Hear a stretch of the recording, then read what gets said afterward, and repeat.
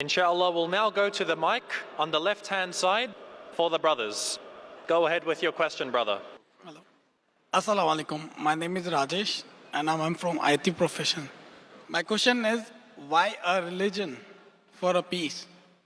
Why a religion? Yeah, why do we need a religion? Like Islam, you're preaching Islam. Brother asked a very good question. That why do you need a religion? Like Islam or any other religion?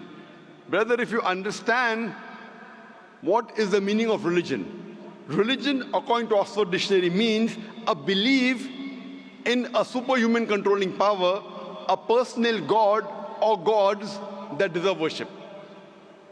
In Islam, the Arabic word used is deen. Deen in Islam means a way of life. So you asked me the question that why do you require a way of life?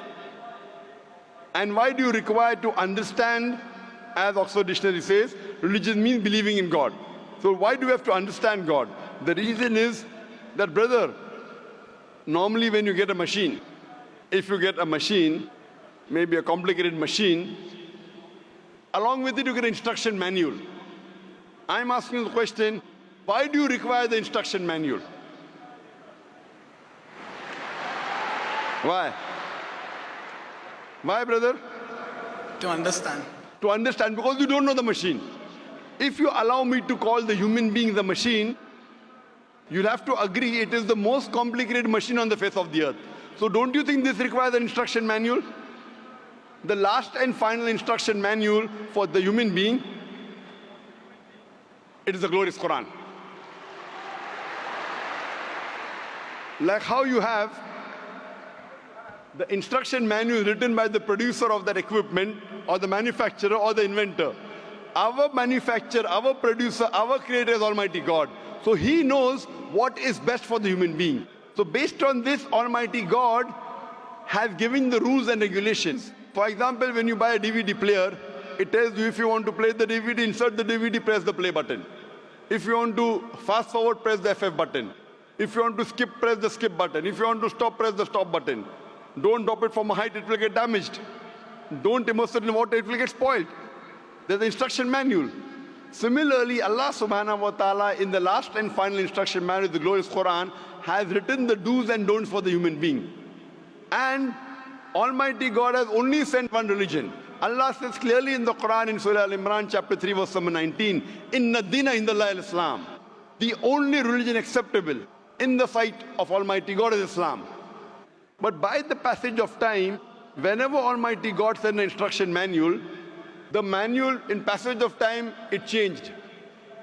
And Allah subhanahu wa ta'ala knew that the human beings may not be able to grasp the complete message of the Quran as is mentioned in the Bible in the Gospel of John chapter 16, verse number 12 to 14. Jesus Christ, peace be upon him, says, I have many things to say unto you, but you cannot bear them now.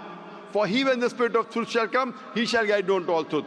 Allah subhanahu wa ta'ala knows that 1400 years ago, at this time, now the human beings can grasp the last and final message. So Islam came in its complete form 1400 years ago, and the last and final revelation is the Quran. All the previous revelations, the basic message was the same: believing in one God, worshipping the true God, who does not have any image, doesn't have any idol, you have to prostrate. The basic message was the same. But because there were changes in the scriptures, Almighty God revealed the last and final revelation, the Quran. And Allah says in the Quran in Surah Hijr chapter 15 verse number 9, that I have revealed the Quran and I will guard from corruption. Now because this is the last and final revelation, Allah takes it upon himself that he will guard it from any corruption.